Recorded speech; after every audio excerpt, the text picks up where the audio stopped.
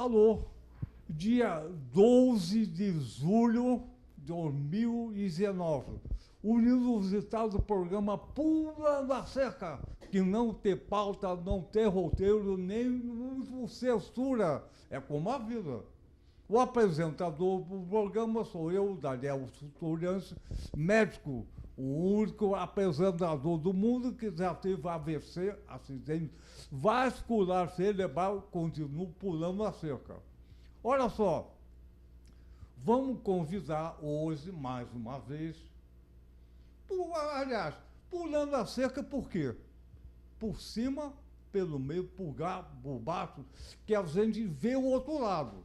O outro lado tem educação, saúde, democracia, justiça, ciência e lazer. O muro, a gente não enxerga nada, o muro é fechado. E pulando a cerca, a gente enxerga tudo. E o programa Pulando a Cerca é uma produção da UniTV, canal da UF, Universidade Federal Fluminense, e a grande equipe da televisão UniTV. Vamos convidar mais uma vez a brilhante, gostosa, tesoudiça, por que não? Professora Ana Inhacarégio, falar outra vez mais sobre abuso sexual. Vem, Ana, pular cerca! Pulou. Então, vamos falar abuso sexual. Bom dia, patrão, boa noite, que o programa repete sempre.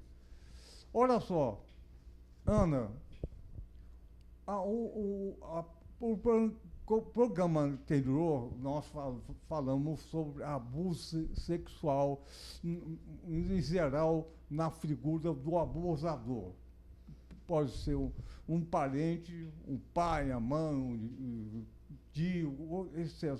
Mas vamos falar agora da mãe, a figura materna. Tá ótimo. Bom dia, boa tarde, boa noite, né?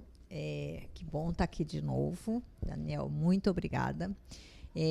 A figura da mãe, essa figura é muito importante que a gente fale, porque hoje a gente tem a mãe como aquela que está sendo punida por fazer uma denúncia. Nós temos mais de 5.000 mães no Brasil que fizeram uma denúncia de abuso sexual e que perderam a guarda dos seus filhos. Porque fizeram a denúncia, ou seja, está sendo proibido denunciar, né? A gente tem as campanhas, denuncie, se você sabe e não denuncia, você é conivente, né? Tem campanhas e que isso é verdade, né? O silêncio é a conivência com o abusador, com o infrator, mas quando a mãe denuncia, né, contrariamente às campanhas, a mãe é punida, né? E está sendo taxada de alienadora e, portanto, uma vez alienadora, ela perde a guarda dos seus filhos. Então, isso é uma coisa muito grave, muito, muito grave, porque a gente está praticando a privação materna judicial. Ou seja, a gente está obrigando as mães a abandonarem seus filhos. É o equivalente à mãe que pega a criancinha, né, que horroriza tanto a gente quando sai no jornal, aquela criancinha que ainda tem o umbigo, né, que ainda tem o cordão umbilical e que bota numa sacola de supermercado e que põe numa lixeira, naquela caçamba de lixo, de entulho, põe ali, né, aquela criança. Nós estamos fazendo isso, né? Nós estamos obrigando as mães a abandonarem seus filhos como se eles estivessem numa sacolinha, porque eles vão para o pai, ela perde a guarda e é como eu falo, é um combo, pague um e leve dois. Ou seja, pague a alienação e leve à destituição do poder familiar, porque essa mãe perde o poder familiar. Ela fica sem saber do filho, ela não pode ter notícias da escola, o pai proíbe a escola de dar notícia para ela. Geralmente eles trocam de escola também, para que a mãe não tenha mais acesso. Ela não tem nenhuma informação de saúde da criança, ela não tem absolutamente, ela não sabe nem onde a criança mora. Né? Então, ela perdeu o poder familiar sem ter passado pelo processo. Está extinto o poder familiar dela. E ela não teve processo. Ana, você está falando uma coisa dramática. Eu vou aproveitar e contar uma história para você. Uma mulher morreu. Tá. E ela entrou no corredor. E chegou no final o muro. Estava em cima do muro. Aí ela estava em cima do muro. Do lado direito eram os anjos que diziam: vem para cá, aqui o paraíso. E do lado esquerdo, do lado lá, estava o diabo. Então eu voltava assim, cruzava o braço, não falava nada. E a mulher, o anjo: vem para cá, vem para cá, vem para cá, vem para cá, aqui o paraíso. E o diabo em silêncio. Absoluto. E não falavam nada. Aí o lado direito: vem para cá, e o lado esquerdo, o diabo, não falava nada. Aí o historiador pensou: ué, aqui do lado direito os anjos estão falando, vem para o paraíso. E o diabo estava em silêncio. Vou perguntar ao diabo por que esse silêncio. Aí o historiador chegou: senhor diabo, por que esse silêncio? O diabo respondeu: senhor historiador, a pessoa que está em cima no muro está do meu lado. Exatamente. Isso. A denúncia não é ficar em cima do muro. Não. O diabo tem razão. Isso. Em cima do muro, o diabo já ganhou. Já ganhou, exatamente. Em cima do muro, já ganhou. Em silêncio, já ganhou. Né? E a gente tem as mães que hoje, encorajadas, né, por todo esse ar de legalidade, de proteção, até porque a lei da alienação parental fala que está protegendo criança. Não, ela está protegendo abusador e pai violento, né? Violência. A gente tem, no guarda-chuva da lei da alienação parental, a gente tem o abuso sexual intrafamiliar, a gente tem a violência doméstica, a gente tem a negligência, a gente tem o abandono afetivo, a gente tem o pagamento de pensão. Existem escritórios de advocacia que se dizem especializados em alienação parental, que tem um slogan: não quer pagar pensão? Acuse de alienação. Então, parece que o Brasil é o único país que ainda tem na legislação, ainda insiste a alienação parental. Isso, porque a alienação parental ela foi cunhada, né, para defender pedófilos e ofensores, e ela não tem nenhum valor científico, nunca foi passado por nenhum crivo científico. O Gardner, que era um pedófilo, deixa eu dizer um pouquinho do que ele escreve. Ele escreve no livro, né? A primeira frase dele é uma frase do Gênesis para a abertura do livro: crescei e multiplicai-vos. E ele defende isso, multiplicar de qualquer maneira. Ele fala: o incesto não é mal em si. O incesto faz mal por causa do olhar da sociedade. E a gente tem a interdição do incesto como um marco civilizatório. Porque existe uma razão para você interditar o incesto, que é um marco civilizatório. Você só tem civilização se você tiver essa interdição, né? Se não puder haver essa promiscuidade dentro dos laços familiares consanguíneos. Então, o Gardner começa, logo na página 24, 25, eu já até decorei esse texto, porque eu acho ele infame demais.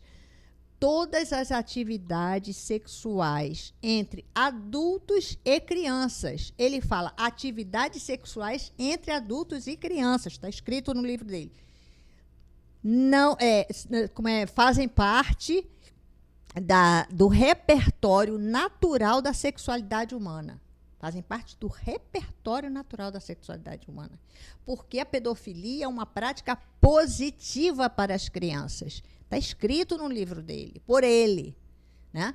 Por que ele diz isso? Porque ele defende, ele continua a frase, porque a pedofilia faz com que a criança fique sexualizada e que ela queira ter experiências sexuais na vida adulta, portanto, ela garante a procriação e a preservação da espécie.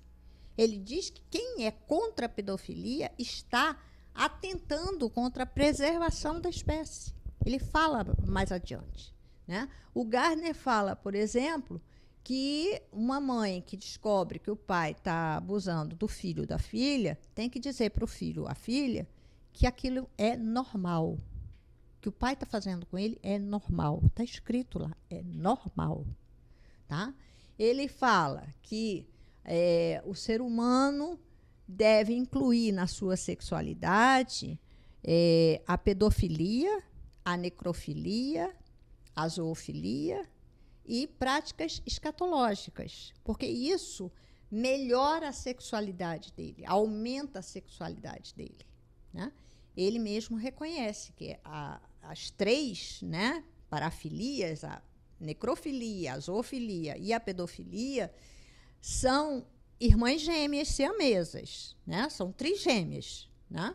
Porque, na verdade, elas têm o ponto em comum, que o outro não sabe dizer não, não consegue dizer não. A criança não consegue dizer não para um pai, para uma figura que ela ama e obedece. O cadáver não pode dizer não, né? E o animal também não pode dizer não, né? Para a prática sexual com ele. E ele ainda acrescenta que deve ser acrescentado práticas escatológicas e que fazem parte do abuso sexual com criança. Né? É muito comum, sabe? Essa coisa do escatológico permanece ali no meio. Né? Então, Anda, o médico chamado Gardner, americano, era um psicopata também. Sim. E foi preso pelo CIA, FBI, o que for, pelo o crime que estava cometendo. Isso, ele foi investigado. Divulgando o livro com defesa judicial. Isso. Uhum. Pois é, ele, na verdade, ele fez mais de 400 laudos favorecendo esses pais. Né? Ele enriqueceu muito, né? Ele criou fama, mas essas crianças que foram prejudicadas e que foram entregues a esses pais pedófilos, elas cresceram, né, Daniel? Elas crescem. E uns ficaram inutilizados, como é muito comum, mas alguns foram à polícia depois dos 18 anos e prestaram queixa dele. Até porque, nesse mesmo livro dele, ele dá uma instrução também, você que é psiquiatra, você sabe, ele diz que o tratamento para uma criança abusada é o terapeuta sentar com ela e ver muitos filmes de abuso. Como se a gente pegasse quem tem fobia de barata, bota dentro num quartinho e solta 200 baratas ali dentro. Vai ficar curado, né? Quer dizer, ele tem esse nível de crueldade, né? Que a criança, então, vendo muitas cenas, muitos abusos, junto com o terapeuta, que ela, então, vai naturalizar e vai perder o trauma, né? Então, Ana, o método Gardner, além de, a psicopatia tem um conteúdo de perversidade. Isso. Ele quis fazer a sociedade americana ser perverso, ele ter o poder de fazer perversidade judicial com a sociedade americana e espalhou pelo mundo. Espalhou, porque isso foi como um rastilho de pólvora, né? Você sabe, como um psiquiatra também, Daniel, que a perversidade está dentro de todos nós. Tem uma quantidade, tem um quantum em cada um. Se você alimenta isso... Excita... Né? Se você naturaliza, se você descriminaliza, se você, né, bota como normal, então, essa perversidade que o ser humano vive lutando contra a sua vontade de ser perverso. Então, né? Ana, você falou em perversidade, eu falei também. Mas e a criança perversa que diz que fez alguma coisa e não fez para acusar alguém? Isso. Mas essa criança, essa perversidade da criança, primeiro é uma perversidade muito inconsequente, né? Quando ela é pequena, ela até fala, ela acusa alguém, ela, por exemplo, diz que o amiguinho fez, né, tal coisa, tirou um lápis dela e não foi ela, botou, ela deu para o amiguinho e disse que o amiguinho roubou dela para prejudicar um amiguinho que ela está com raiva, né? A gente vai experimentando essa perversidade ao longo da vida. A gente vai em pequenas doses. Agora, a criança montar um relato sobre abuso sexual, inventando tudo, isso fica muito complicado, porque é muito mais fácil ela entrar com outros elementos, né? Muito mais fácil do que ela entrar com abuso sexual, até porque ela não vai ter o conhecimento cognitivo suficiente para sustentar aquilo, né? Então, ela pode iniciar, mas logo depois ela se embanana naquela história e facilmente você detecta. A gente tem um índice muito pequeno de mentira de criança, mas é depois dos 9, 10 anos. Antes, não. Depois dos 9, 10 anos, a gente pode encontrar.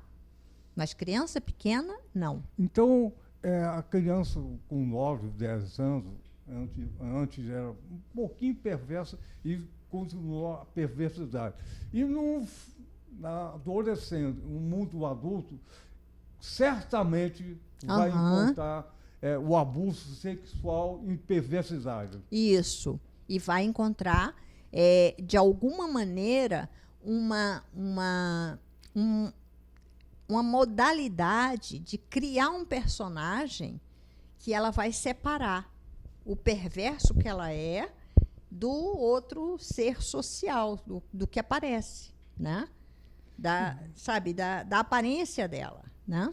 Eu vou perguntar agora para a Ana, tão simpática, é o seguinte... E vamos falar de estatística. O programa, vamos falar de estatística. O espectador vê a estatística maior que imagina. A gente tem o próprio Gardner, no livro dele, ninguém fala disso, mas quem lê o livro direitinho, encontra. Ele diz que cerca de 90% das acusações de abuso sexual são verdadeiras, tá? A gente tem uma afirmação que saiu até aqui do Rio de Janeiro, de uma pessoa que não fez nenhuma pesquisa, que não teve grupo de controle, não teve cálculo de desvio padrão, não teve coisa nenhuma. Ela juntou num único fórum, ela somou aritmeticamente os laudos que ela mesma e a equipe dela tinham dado e disse 80% das acusações, das denúncias de abuso sexual, 80% é falsa. Então, porque ela só dava diagnóstico de alienação parental. Então, era falso. Era tudo falso, né? Porque era tudo alienação parental. Então, a gente tem isso. Mas, na verdade, a gente tem, pelo Observatório da Criança, a gente tem um índice que é muito assustador, que 51% dos abusos são praticados em crianças de menos de 5 anos. 51%, tá? É 51%. Em crianças de menos de 5 anos. A gente tem estudos que apontam que cerca de 10% dos abusos intrafamiliares é que são notificados. Portanto, a gente tem uma subnotificação, onde 90% dos casos não chega a ser contabilizado. Desses 10% que são contabilizados, 7 se tornam processo e acho que 3 que tem condenações, né? Acho que só 3. O resto nem se torna processo e os que se tornam processo não chegam ao final do processo. São arquivados no meio. Então, a gente tem números que são assustadores, né? E você tem os números aqui do Brasil? Daniel, essa é uma dificuldade enorme, porque o que antigamente era tabu, segredo da família, hoje é segredo de justiça, e o tabu piorou. Porque, uma vez segredo de justiça, você não pode divulgar e não tem acesso. Desculpa. Então, você tem uma carência muito grande, tá? De números de dados, e esses dados, por exemplo, o dado que chega nas delegacias e que é feito um BO de abuso sexual. Vão para onde? Eles desaparecem, sabia? Não tem nenhuma instituição que contabilize isso. Então, eles são transformados depois, quando entra na vara de criminal, na vara penal, os pais correm para a vara de família e acusam de alienação parental. Então, o que acontece é que, a partir daí, acabou. E você não tem nenhum registro da quantidade de BOs com denúncia de abuso sexual. Ninguém contabiliza isso. Não tem nenhuma entidade contabilizando isso. Eu trabalhei no hospital infantil e vi vários casos de abuso sexual em crianças de menos de 1 ano. Uhum. É uma coisa... Pelo menos a mãe levou ao hospital. Uhum. E tinha um procedimento jurídico quando havia esses casos. Mas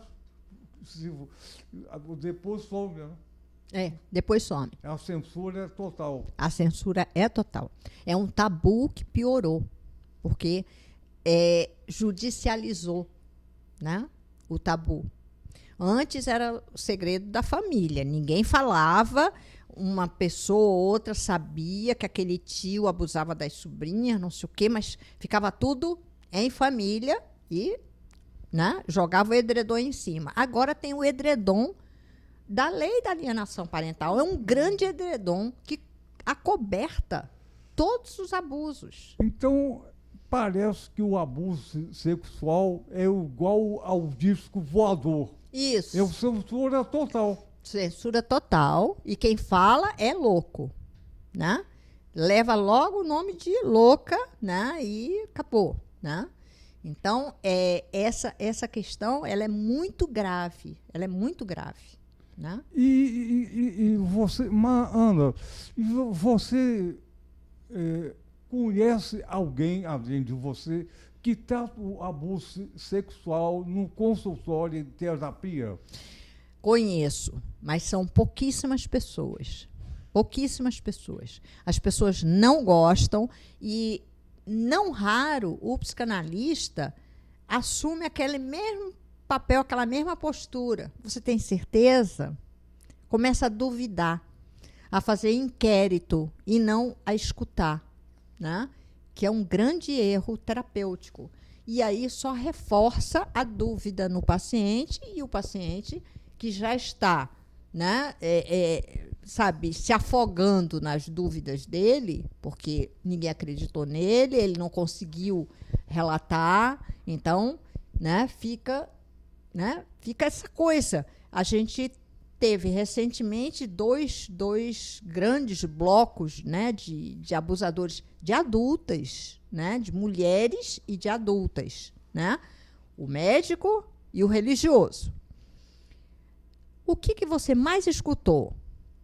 Foi quando se tocava, quando vinha o assunto à baila, era alguém sempre disse assim: mas por que não denunciou antes? Por que não falou antes? Levou tanto tempo. Até voltou lá, né? Será que foi mesmo? Pronto, acabou. Enterrou a vítima. Acabou de enterrar a vítima. É a pá de cal em cima da vítima. É você levantar esse tipo de dúvida. Porque, na verdade, as pessoas, mesmo adultas, elas continuam com muito medo. E aquele mentor, que seja o poderoso médico, que seja o poderoso religioso, né? Ele vai exercer uma paralisia na pessoa. Né? É autoridade. Exatamente. O pai é autoridade. E ela chegou ali como? Ela chegou ali completamente fragilizada, completamente fracassada, ou porque não engravidava, ou porque estava com um grande problema na vida e foi pedir ajuda para o religioso. Então, ela está muito fragilizada, né? Então, ela não consegue, né? Você vê que depois que uma começa, aí as outras tomam coragem. Mas tem que alguém puxar, né? O religioso tem a palavra de Deus. O médico tem a palavra da saúde. Isso, da ciência. Ele tem o poder da ciência na mão. O né? pai, o tio, tem o poder da família. Isso, exatamente. Ele tem a figura de autoridade, né? E isso vale também para a mulher. Na verdade, a gente tem as mães, né, que estão sendo vítimas de violência nesta forma. Porque a lei da alienação parental é uma nova forma de violência contra a mulher e a criança, né? É uma nova forma muito perversa. Eu trouxe aqui, inclusive, um livro que foi deixa eu ver se dá para pegar aí. Dá para pegar. Esse livro foi organizado por 2 juristas. Ele é juiz, ela é advogada, e esse livro tem juristas, tem juízes, promotores, socióloga, eu faço parte também desse livro, tem médicos legistas que participam, tem muitas pessoas de várias áreas que se debruçaram sobre a perversidade da lei da alienação parental e que torna criança e mulher invisível, porque é a invisibilidade, né? É a invisibilidade de crianças e mulheres vítimas da lei da alienação parental. E o subtítulo aqui é Pedofilia, Violência e Barbarismo, né? Porque a gente tem hoje um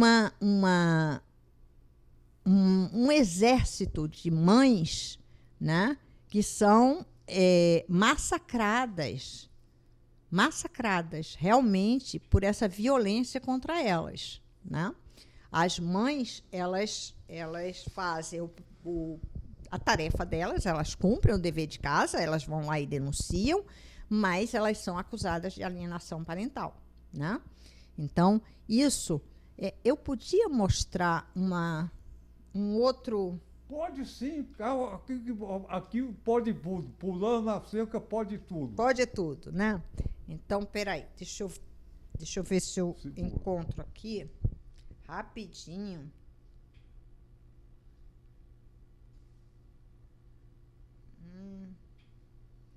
Eita, eu tinha deixado aqui, mas eu sou uma antopeia, tá? Uma anta de 8 patas nesse negócio aqui. Né? Vamos, calma. É ao vivo. Vamos lá. Desculpem.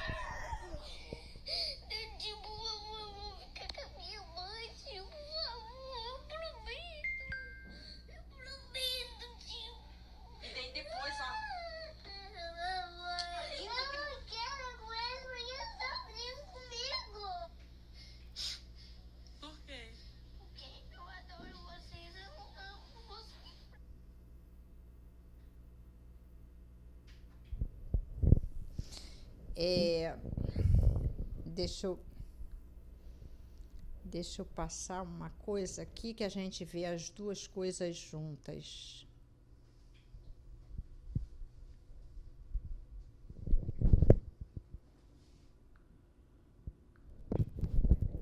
O senhor pode pôr a mão nele? Vem comigo. Segura a chave. Eu quero ir com a mamãe. Você fica aí. Dá um beijo, meu Eu amor. quero ir com você. Eu quero ir com você. Calma. Ai,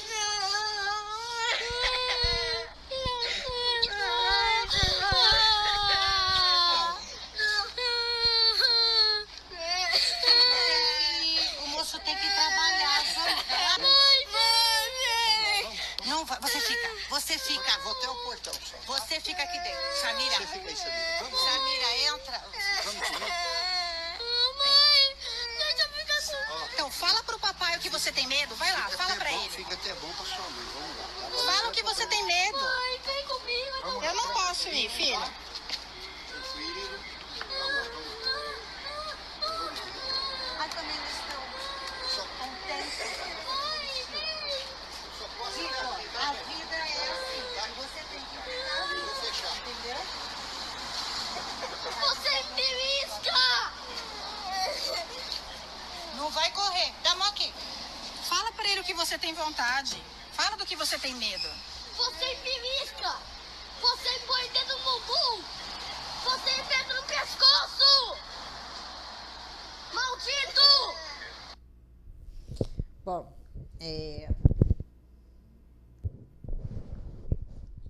eu vou aproveitar e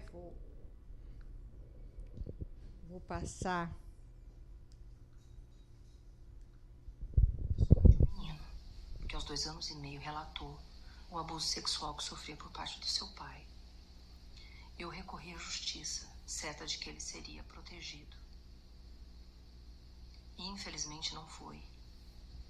A lei da alienação parental deixou o meu filho mais vulnerável ainda. Eu fui considerada uma alienadora de grau severo. E o relato do meu filho foi considerado como falsas memórias. Infelizmente, no dia 20 de agosto de 2016, o meu filho foi arrancado de dentro de casa, arrancado do conforto do seu lar e da proteção da sua mãe, para conviver com seu pai abusador. Ele contou o segredo do papai e foi preso. Foi punido. E a pergunta que eu me faço todos os dias: como está o meu filho? Eu recorro aos amigos, à família, vou para todos os lados buscar ajuda. E o meu filho? Com quem é que ele fala agora? O que ele está passando? Com quem ele pode contar? O que está acontecendo com ele? Ele entrou para a primeira série e eu não acompanhei o início da sua alfabetização. Mais um ano se passou e agora 2 anos e 4 meses e eu sigo sem qualquer notícia. A pergunta que eu me faço é que o meu menino, meu pequeno, que foi levado da minha casa no dia 20 de agosto de 2016, era uma criança. Mas muito provavelmente, quando eu voltar a vê-lo, eu não vou mais encontrar aquela criança que foi levada da minha casa. Vai ser outra criança. E eu me pergunto quem é que vai se responsabilizar por isso.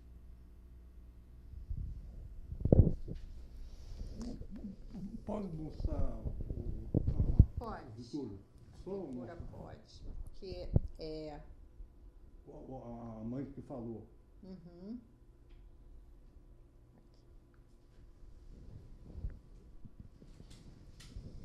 Ela teve que se cobrir, isso não é questão religiosa, ela teve que se cobrir por conta da retaliação que ela sofre, né? Ela não pode aparecer. Tá? Então, nós temos relatos vários de mães, mas sempre sem mostrar o rosto, porque qualquer coisa que seja identificada, essas mães são punidas imediatamente, tá? Nós vimos aí os primeiros áudios, vocês notaram, são crianças que estão sendo arrancadas do seio da mãe, né? Nós temos crianças realmente arrancadas do seio, tem criança que está mamando ainda e que o juiz manda entregar para o pai, tá? Criança que mama, né? Então, e o desmame é traumático, né? Ainda tem mais isso. As crianças são vítimas de busca e prisão, porque vem o aparato policial, aqueles 2 meninos que estão chorando, gritando e que falam o que o pai pratica, né? É a polícia que chega e eles acabam sendo agarrados como se fosse bezerro, assim, sabe? Com o pé e a mão batendo e são levados para dentro do carro como bezerros, né? Como animais, né? E são trancados dentro do carro. Aquele outro menininho que também, né, se debate assim horrivelmente. Todos são retirados da casa da mãe, vai o oficial de justiça, mas vai a polícia e é a PM que tira, né? No caso dessa mãe, ela acordou de madrugadinha com barulho na sala, achou que estava sendo assaltada. Quando chegou na sala, tinham vários policiais de arma na mão. E já tinham arrombado a porta dela, estavam na sala procurando o quarto do menino, pegaram o menino, quando relatou a primeira vez, tinha 2 anos e meio. Né? Eu tenho também este áudio desse menino, ele diz... eu brinquei de pinto com o papai. Uma criança de 2 anos e meio. Falar que brincou de pinto com pinto e depois ela diz assim, mas é brincadeira de quê? Brincadeira de fruta. Que fruta? Pera, uva ou maçã. Quer dizer, então pega a brincadeira de criança e torna uma brincadeira sexual com a criança, né? E que eles brincavam de espada, pinto com pinto, né? Então, uma criança de 2 anos e meio, e ele ainda faz outra revelação, ele diz, eu vou te mostrar, tem a foto no computador. Esse é o pedaço, sabe, gravíssimo que está correndo frouxo, porque estes pais pedófilos, eles estão produzindo pornografia infantil. Estão produzindo e vendendo pornografia infantil. Então, eles pegam essas crianças, eles têm a segurança, porque a justiça não vai lá, a polícia não vai lá, então eles montam, né, os filmezinhos, os videozinhos, e a gente já aconteceu, né, de mães reconhecerem seus filhos em vídeo pornográfico, que está na internet. né? Então, isso é uma coisa muito, muito, muito grave. A alienação parental, ela está acobertando essa questão, entendeu? Do trabalho escravo infantil nas cidades. Não é aquele trabalhador do pequeno carvoeiro lá no meio do mato, lá no Mato Grosso. Não. É aqui. É dentro dos apartamentos, né? Na vizinhança. Está sendo produzido uma quantidade enorme de filmes pornográficos com essas crianças. Porque a criança é o segundo produto mais rentável que nós temos no mundo capitalista. O primeiro é o pó da cocaína, o segundo é a criança, né? Um vídeo de criança, de bebê, é muito caro e eles pagam. Compram, são negociados. Os vídeos de bebês sobem muito de preço, né? Então, isso é uma coisa muito grave. Quem vão ser os nossos governantes, advogados, engenheiros, médicos, daqui a 10 anos, 20 anos? São essas crianças. Porque essas crianças, elas não estão no meio do sertão. Elas estão estudando em bons colégios, aprendendo língua, fazendo esporte. Elas estão muito bem criadas, porque fazem parte da classe B e A mais. Não é a classe sei lá qual, né? Então, a gente está desresponsabilizado, né? E é preciso que a gente se responsabilize. A denúncia, ela pode não ir para lugar nenhum, mas ela tem que ser feita. Não importa se ela dá, porque não dá em nada, mas faça. Porque se não fizer, é que aí já está garantido. É a história do diabo. O diabo já ganhou, né? Então, a gente tem que ter muita responsabilidade. Porque a criança mesmo, a gente teve o Bernardo, que com 11 anos de idade foi atrás do juiz, né, do fórum. O que aconteceu? O juiz chamou o pai, fez uma cariação e disse para o pai, olha, melhora aí a relação dele com a madrasta. Não era isso, era o pai que era perverso com ele, né? A madrasta também era. E aí, o que aconteceu? O menino foi morto. O que aconteceu com o juiz? Nada. Com o promotor, que ouviu? Nada. Né? Uma criança não sai da sua casa e vai até o fórum falar com o juiz, o homem da capa preta, se não tiver com uma situação muito grave, muito ruim. Eu acho que o Papa Francisco, essa semana, deu uma encíclica, uma declaração contra a imparcialidade do juízo. Isso. Seja lá qual for. Exatamente. Não ser imparcial. Exatamente. Quando o Papa consegue falar isso, a justiça devia parar um pouquinho e pensar, né? A justiça é para fazer a justiça. A justiça. Não.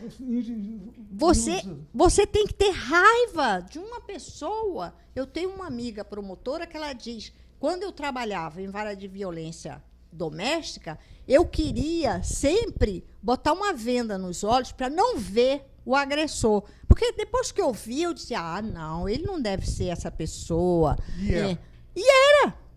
Ela confessa. Ela diz, eu tinha que trabalhar de venda para não ver a cara deles, porque eles são todos ótimos. Então, eu vou terminar o programa maravilhoso, com parabéns para você, e falando o seguinte, vamos pular cerca da impunidade. Vamos. Isso, da impunidade. Vamos pular cerca contra o abuso sexual. Isso. Vamos pular cerca da denúncia do abusador. Isso. Então, parabéns para você, Ana Iancarelli, que trabalha com isso com maior dedicação.